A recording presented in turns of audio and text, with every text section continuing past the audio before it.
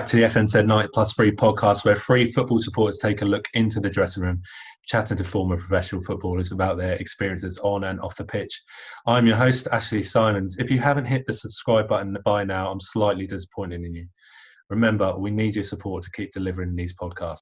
Tonight, once again, I'm joined by the famous pairing of Tux and Bex. Boys, how are we doing tonight? Very well, mate. How are you? Yeah, not too bad. Bex? Yeah, good, mate. Good. Yeah, you got a, is that a Barca? What, 06 shirt, is it? Or no, it's fairly new. is that this season? No, like a couple of years ago. It's got the greatest player of all time on the back, Kevin Prince Boateng. Quality. Tux, we had Ridgewell on the last show. Did you enjoy that? Yeah, I mean, obviously he's had a very good career. Obviously in this country, Championship, Premier League, and then obviously in the MLS as well. So yeah, it was good to have him on as well. So yeah, he's had some really good guests recently. Yeah, so we got another good one tonight. Tonight we're joined by a former striker who made his name at Reading, played in a European Championship semi-final, and also our first guest to feature in the Eredivisie. It's Simon Church. Simon, welcome to the show. How are you doing tonight? All good, thank you. Thanks for having me on. Yeah, no problem, mate. It's good to hear. Simon, as you're a brand new guest on the 90+3 show, you won't be familiar with the format. So let me just set the scene for you. There's just three lads sitting in a pub, having a drink, and you're just going to share with us all your best football stories. Is that okay? Nice, no worries at all. Brilliant. Right, so, okay, Simon, quickly before we get started, I think we'll go for the big question once again. If you could order any drink right now, what would it be? I'm into my whiskies. So for me, it'd just be just a single on the rocks to start with. As we go on, we'll get the pina coladas out. Yes, boy. Yeah. Oh my God. I mean, Bex, what would you have? What would I have? Yeah. I don't know. It's quite nice out at the minute. I like a mojito. I do like a mojito, but not to start. I don't know. Yeah, no, we'll go mojito. We'll say mojito. There's some worrying selections here. Tux, what are you going for, mate? I'd go Simon. You asked me this question once before when we were sitting in a pub, and I believe I said pina colada. So that is the jet setter's cocktail right there. So Simon, I'm on your wavelength, mate. I love that. Pint of Peroni any days, boys. Pint of Peroni. Right, Tux, kick us off with the questions, mate. Yeah, so Simon, thanks again for coming on tonight's podcast. So before we come on to your professional career, can you take me through your childhood and where the love of football came into that? Yeah, I think it was quite early on. Mainly from my dad, really. Loved watching football. Didn't play himself. Wasn't involved in it. He's just a typical football fan. Took me down to see my local team at the time was Wycombe Wanderers. I kind of had the love for that. I was probably about 4 or 5, and just like any kid that loves football, just had a football by my side the whole time, and it kind of grew into being all right at it. And yeah, got better, and just absolutely loved the game. Yeah, so obviously your first steps into becoming a professional included stints at Wycombe Wanderers and Reading, obviously, as a youth teamer. So talk us through how important that time was for you in the early days of starting out in your professional footballing career.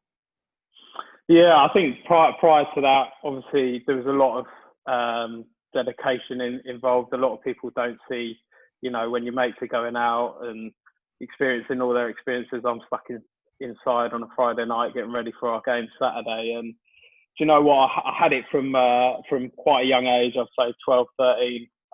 It was all I ever wanted to do. So I was quite dedicated. I was extremely dedicated to become a professional footballer. And like I said there, come through the youth team, went to professional. But at the time, I had some real good players in front of me. We're in the Premier League.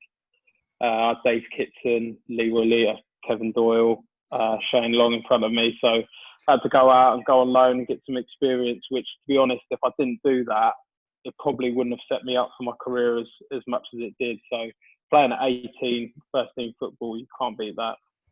Yeah, definitely. So over the course of your club career, you went on to obviously represent Reading as a first teamer. But at that time, you also had stiff competition, as you rightly say there, sort of Dave Kitson, Kevin Doyle, Shane Long, etc., etc. As a result, you found yourself going out on loan to teams such as Crewe, Yeovil, Wickham, Leyton Orient and Huddersfield in search of first-team opportunities. I mean, just sort of take me through what you were going through during those moments at Reading, obviously being a first-team footballer but not playing as much and then having to go off elsewhere to find that first-team involvement. Yeah, I kind of knew quite early on when I was in the youth team. I was training a couple of times with the first team, which was a great experience. That team that won, the most record points in the Championship. And then to get to the Premier League, I knew it was difficult for me to break in at 18. So to be fair, the club were great. They told me, the route to the first team is quite tough for you at the moment. But for me, going straight into a League One team and playing consistently at 18, 19 was amazing for me. I've got the experience. The next 2 years, I just did that on a number of different situations. I mean, I was at Crewe, which was great, and then there's times at Yeovil where I wasn't even involved. So it was a great learning lesson. They wanted to go older and more experienced. They were struggling at the bottom League One. So all these different experiences were great at the time. Yeah, so I mean, your time at the Medeski came to an end when you joined Charlton Athletic on a permanent deal in 2013. I mean, how did you feel when you left Reading, obviously a club that you've been at for a long time, but also getting closure as you joined a new permanent club with a chance of a fresh start? Yeah, I think, like you said, I was at Reading from the age of 14 all the way through, and in football, when you come through the academy, you're treated slightly different to someone that's been brought in. And we felt that at the time I was a full-blown international. I was playing consistently for Wales, and I did all right the season before where we won the Championship, played a lot, scored some goals, and I just felt my opportunities were still limited, and I still felt like I wasn't being given the same opportunity as someone else being brought in, even though they tried to give you the spiel that they do in football. And I think at that age, I was 23, 24, maybe I was a bit naive, maybe I was a bit, thought I cracked it. But at the same time, it was probably the right time for me to move on. There's a lot of things going on behind closed doors that kind of forced my hand a little bit. But that's football, to be honest. I kind of learned from that day on that football is such a ruthless sport and you've got to do what's right for your career at the end of the day. So before we come on to your international career, which Ash will take over, but I mean, just a couple of questions before we come on to that. With obviously Reading and Charlton, I mean, how can you sort of sum up your time firstly at Reading and then obviously at Charlton? Yeah, Reading, the beginning was great. I was given the opportunities.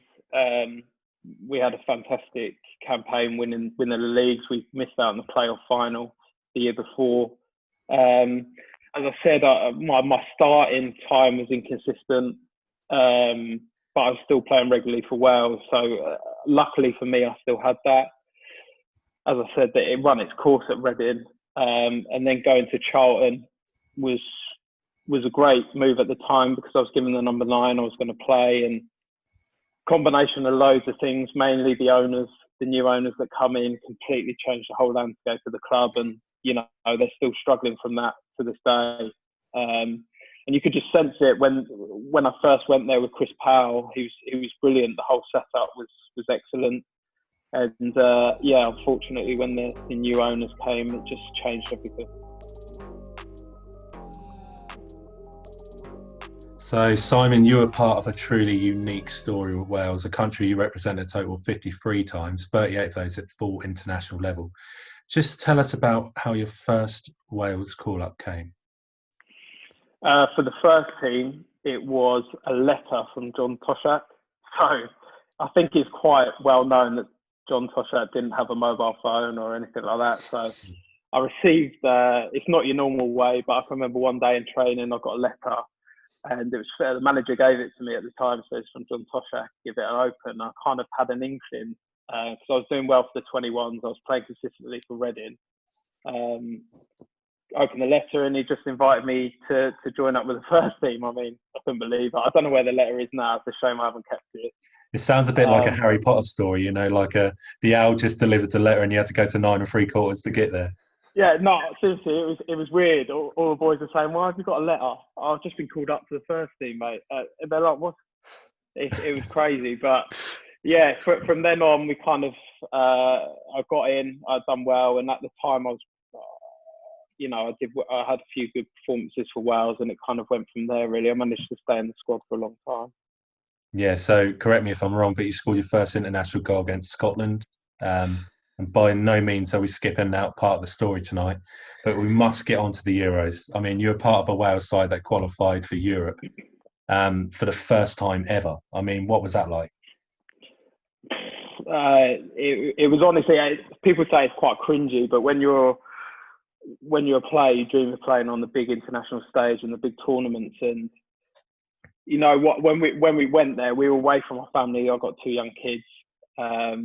I was away from my family for 7 or 8 weeks, but those weeks were incredible. I mean, the way the whole tournament was set up, how we travelled, everything about it was just on a different level. And we had such a good team, such a good squad, and such good staff around us that we enjoyed every single minute. And I think that showed on the pitch and how well we did. We always knew that we'd do well.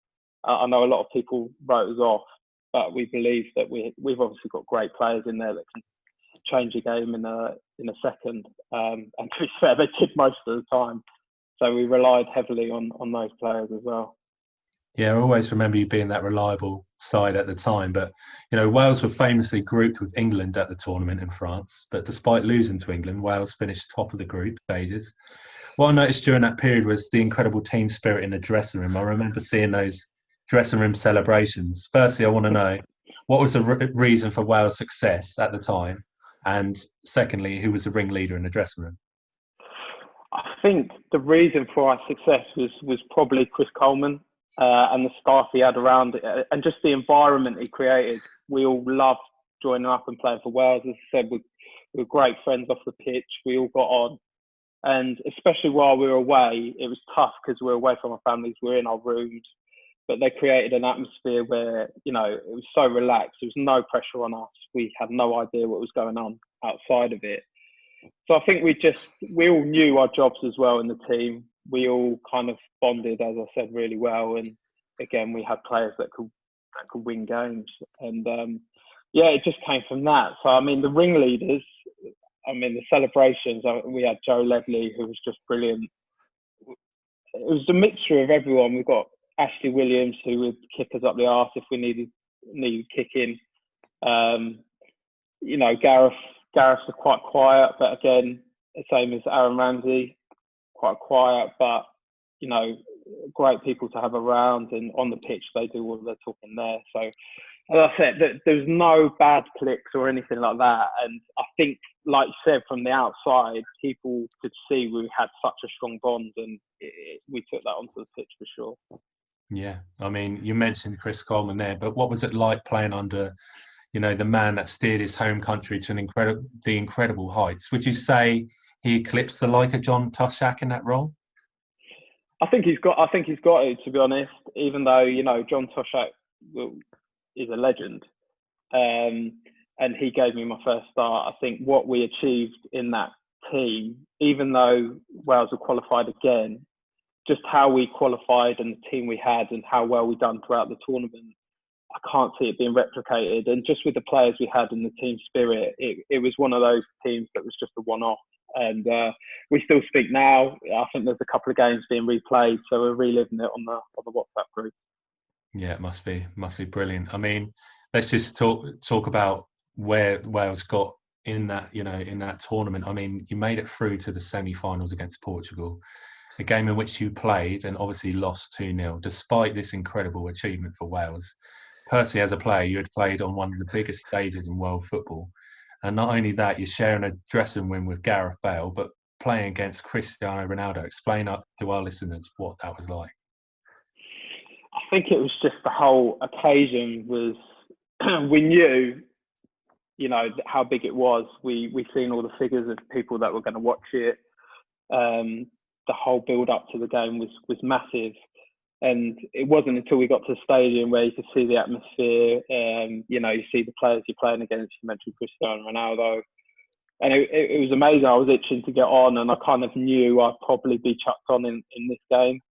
So I was ready for it. I did just run around like a headless chicken. I don't think I touched the ball. But I can remember one time there was a situation where Ronaldo's like I've dropped back to chase back. Ronaldo's facing me up, and it was slow motion. I was thinking, I'm here on the biggest stage of my career. You know, I'm looking around. There's thousands of people watching. I've got Cristiano Ronaldo running at me here. Don't take the piss out of me. Luckily, he turned out and passed it back. But I think it was that split second where I come off the pitch and I thought, I'm never going to beat that. I mean, that must be incredible. Like, you know, just being a footballer at any level and then just getting to that stage. I mean, Ronaldo is, you know, questionably the best player in the world right now. I know Bex would disagree with that. But let's talk about, obviously, Wales. That achievement was incredible. I remember a lot of England fans were supporting the Wales side during that period as well, because obviously we got knocked out, so we couldn't do anything else. But were you part of the homecoming parade after the tournament? Oh, that was on a different level. I mean, that probably shocked us. Yeah, that shocked us the most, because when we lost, there was no third or fourth playoff. Thank God, because we were done by then, like emotionally, physically, we were done. And that night, we had a really good night. So it was just great to go out, and we stayed together for another day in France, and then we flew back, and we were expecting to go home, but the staff were saying, no, we've got one more thing. And we flew into the airport. We had a bus, and when we got on the bus, there were streams and streams of people at the airport. They followed us all the way to the town centre, and we got to the castle. We all walked up and looked over the castle, and there was just thousands and thousands of people there, just supporting as if we won. And you know, we got on the bus, we did the parade around the town, then we ended up in the Cardiff City Stadium, and it was just like hundreds of thousands of people. It was just an incredible experience. And I think when we were on the coach, I remember turning around and the boys were just saying, we've created history here. This is amazing, make the most of it. I know, what an incredible feat that was. And I mean, something you can always, you know, hold close to your heart and be proud of. And yeah, just looking back on it now, would you say that was the best moment of your career? Yeah, for sure. I mean, winning the championship and getting promoted to the Premier League was an amazing achievement. Playing for Wales for the first time, but I mean, playing in the semi-final of the Euros is unbelievable. I think probably one of my biggest regrets is not playing in the Premier League. But apart from that, for sure, that moment and that tournament was, I should have retired then, to be honest. I feel like you give me the short straw here, lads, because you get to talk about all the nice namby-pamby stuff, you know, all the pomp, and I've got to talk about, obviously, you know, sadly for Simon, where it didn't go quite so well, and, you know, where he is now. So going into that tournament, you were on loan at Aberdeen. You know, Aberdeen at that time were doing really well in the SPL. You know, I think you had a 1-2 ratio nearly out there on loan. And sort of, we've seen a lot of players at international tournaments. That's sort of been their sort of a moment where they've got a big move. You know, you were at MK Dons and you've gone on loan to Aberdeen. Just talk us through sort of the summer after that tournament. So you ended up at Roda in the Eredivisie, and obviously things didn't work out so well there. So sort of talk us through your time in Holland and sort of adapting to a new country. Yeah, I mean, at MK Dons, at the time we were really struggling in the league. He had a rotation system, so the strikers would play once every 3 games, whether you scored or not. It just wasn't happening, and for me to secure my place in the team, I had to go on loan. I asked to go on loan. Unfortunately, they wouldn't let me go anywhere else apart from Scotland or League One. So luckily for me, Aberdeen came in. They were challenging for the title, and managed to do well, score some goals, and off the back of the tournament, MK Dons got relegated. I still had a year there, but I knew early doors that it wasn't going to happen. We both wanted, well, I wanted to leave. They were trying to force my hand a little bit to stay. And I had a few options, to be honest. I was going to go to Russia. I was going to go to Australia. I think after that, I fancied a change. I just wanted to play abroad. And after the tournament, it gives you great exposure worldwide. And I had a few different options. And for whatever reason, a couple of political reasons, I wasn't able to move. And it wasn't until I think it was the last couple of days before the window, I nearly moved to Panathinaikos before Charlton, and the manager of Panathinaikos was the manager at Roda. And they flew me out, saw the game. I thought Eredivisie, if you do well, score a lot of goals there, you move on. That was the plan. I wanted to change. I was sick of the Championship. I was kind of sick of all English football. And I just wanted to kind of enjoy football again. Especially off the back of the Euros. So yeah, went to Roda, fresh start for me and my family, and then 4 games in, my hip went. But to be honest, that was a lead up for years of just pain. It got to the point where it was just too much.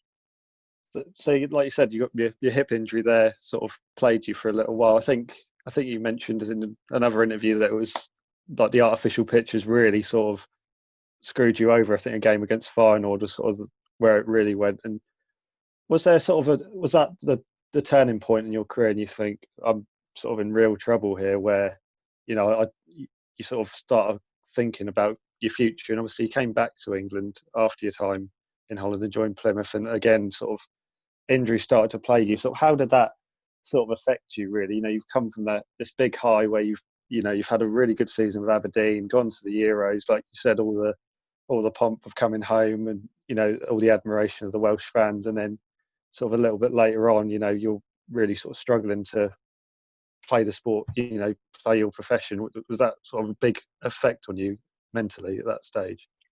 Yeah, I can't sugarcoat it. It was really tough. I mean, yeah, coming off the back of the Euros and moving to a different country in the Eredivisie, you want to impress, you want to score goals. My aim was to stay there a year, score some goals, get out, and see what comes.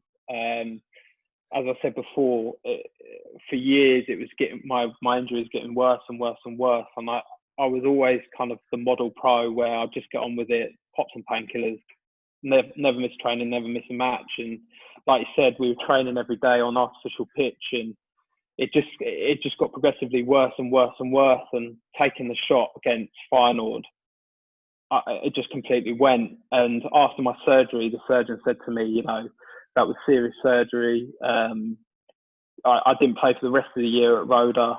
I wasn't even fit by the time that I left. I kept having setbacks, and I knew it would be tough.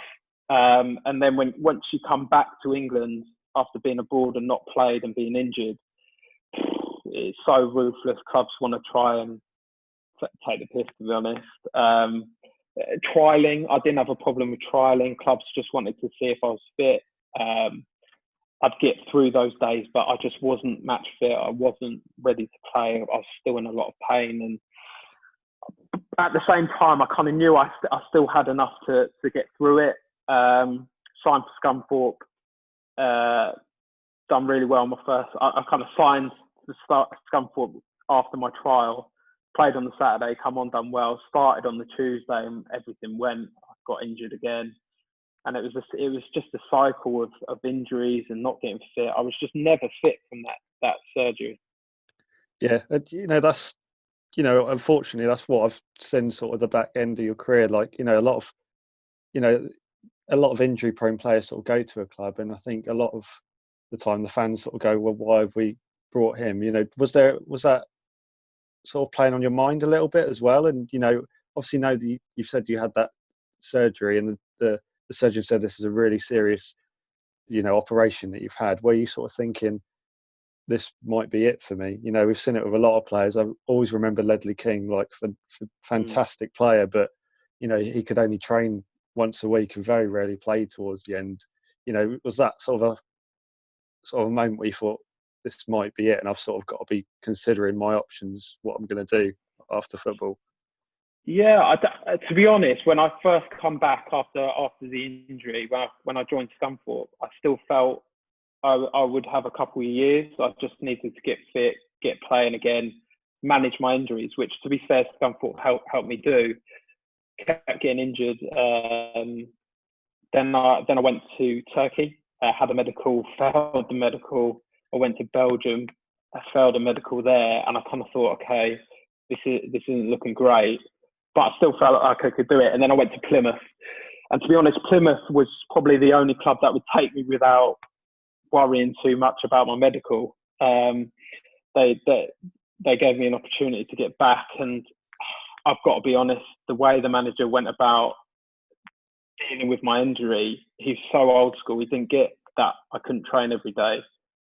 And for me, being me, I just wanted to get back playing. I haven't played for 16, 17 months at that point. And I think it was just pushing myself too far. And to be honest, again, with the lack of kind of understanding of my injury, it was a combination of both, where I still felt I had a problem.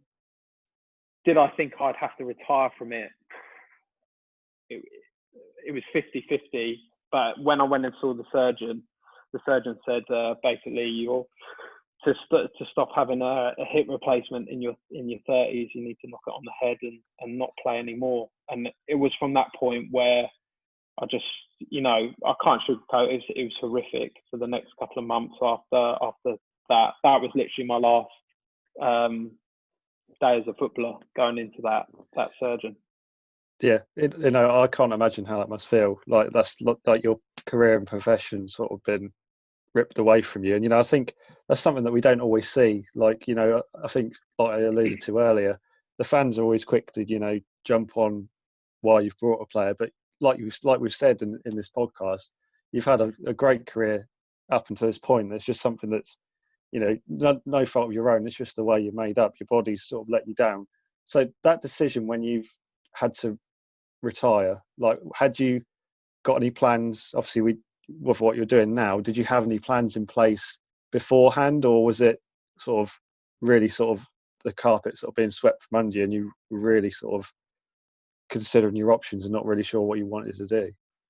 Yeah, I mean, you've got a great point with the fans. I mean, with football, especially footballer, like, it's difficult to have that interaction with the fans because you get a good amount of fans that are always supporting you. You always get the fans that think you're shit and you're not doing it, you're not pulling your weight, why are we getting him? And what people forget is players tend not to read anything anymore, interact with it anymore, because it's just a huge amount. And for me at that time, especially at Plymouth, people are saying, why have we bought him? Like, he can't run, he can't do whatever. But for me, I don't bother about that. It was more about getting back fit. And I kind of did set things up. I set a property investment company up. I always kind of invested in property throughout my career and had an interest in business, but I wasn't aggressive with it because I thought I'd play for a couple more years. And it wasn't until that day with the surgeon where he said, you've got to knock it on the head, where I'd say, 2 or 3 months of letting myself go a little bit, having a couple of drinks and eating shit. And then thinking, what am I going to do now? Because I think the biggest thing for a footballer is the routine. From the age of 16, when I left school, I was full-time football. I knew, where to be, what to eat, what not to do, where, it was just a routine. And then, the next day I kind of woke up and thought, right, what am I going to do for the rest of my life at 29? It's not really much of a sob story, but I think for the people that don't understand it, because at the same time, when I say the story, a lot of people do say, how can we feel sorry for footballers? They play this, they earn this, but people forget they dedicated their whole lives to get to these positions and have no understanding of anything outside of football. Yeah. So I think that was the biggest kind of shock and realization. But like I said, I had things kind of in place before.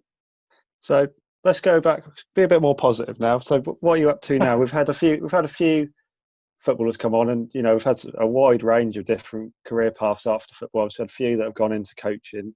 Had Jody Craddock on, he's doing painting of all things, which you wouldn't think of. A big bruising centre back. Gavin Peacock's the preacher. So, what is Simon Church up to after football? Yeah, so like I mentioned there, the property investment. I set up a property investment company primarily for athletes.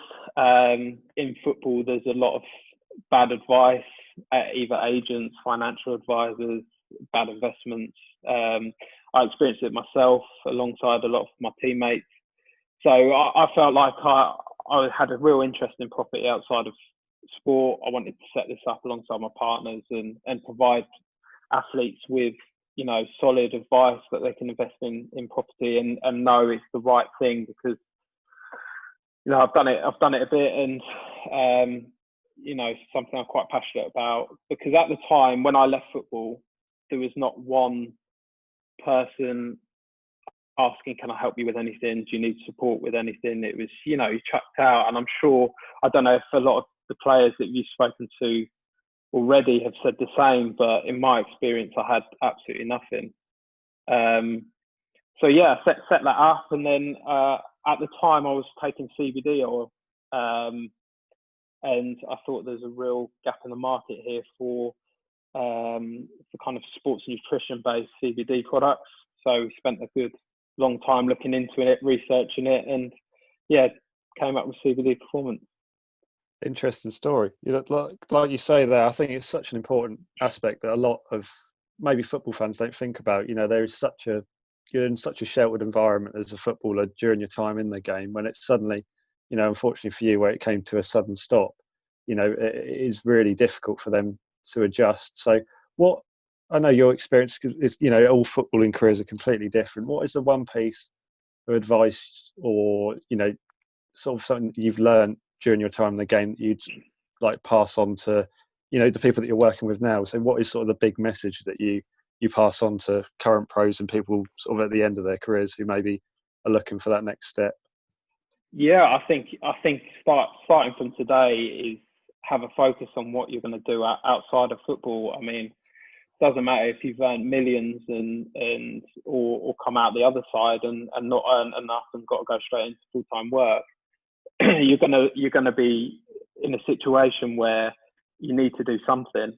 So, especially for the majority of players, setting something up where either if it's having an idea of what you want to do or doing some courses. I think the biggest thing for me was reaching out to people that have been successful in different businesses. I took myself out of my comfort zone, kind of learned from them how to start a business. What do I need to do? How do I be successful? And I think that's a good trait that an athlete, especially a footballer, has, is they've got all the tools to go and be successful off the pitch. A lot of them don't realise that, and I think it's just flicking a switch in their head to say, you're not going to play forever, you're not going to earn the money that you're on forever, and there's so much more to life than football. I mean, the opportunities that have come off outside it, I would never have thought would have happened unless I put myself out there. Yeah, exactly. It's fantastic to see, obviously your career didn't end maybe how you like it, but now you're giving back to, a wide range of different people and helping. Yeah, I think I've done enough talking. We went quite deep there and sort of a few little bits of advice, but yeah, I'll throw back over to Ash, who I think he's got a few more questions and just going to finish up with you, Simon. Yeah, cheers for that, Mark. I don't think you got the shit straw there at all, mate. I think you got the important chat there that everyone wanted to hear. So, Simon, look, we're coming to the end of the show tonight, and we do this every week. We've been after this player for a long, long time. I doubt you played with him because nobody seems to have played with him or know the guy, right? But he was a championship player. He came up through, he played during the 90s, well up until 2004, 2005. So a similar period in which you were playing with Reading. We're looking for Dele Adebola and we can't find him. Can you remember the guy? Yeah, I remember him. Couldn't help you with that. He's an enigma. He's such an enigma. We can't find him. No. I don't know. Find him anyway. We've had footballers from all over the country come on this channel, right? And we just cannot find this guy anywhere. And we always leave a little message and say, look, if you can get hold of someone who knows him, then we'll get him on. But we just can't seem to get the guy, can we, boys? No, it's a real struggle. I can't help you with that. Sorry, lads. That's all right, Simon. No worries. Anyway, tonight, mate, thanks for coming on. I really appreciate it, and to share your stories as well as your advice to those players who may not come out of it the best way they ever intended to. But it's been really helpful, and it's been really enlightening. So thanks for coming on. Yeah, thanks. Thanks for that, guys. Thanks, Simon.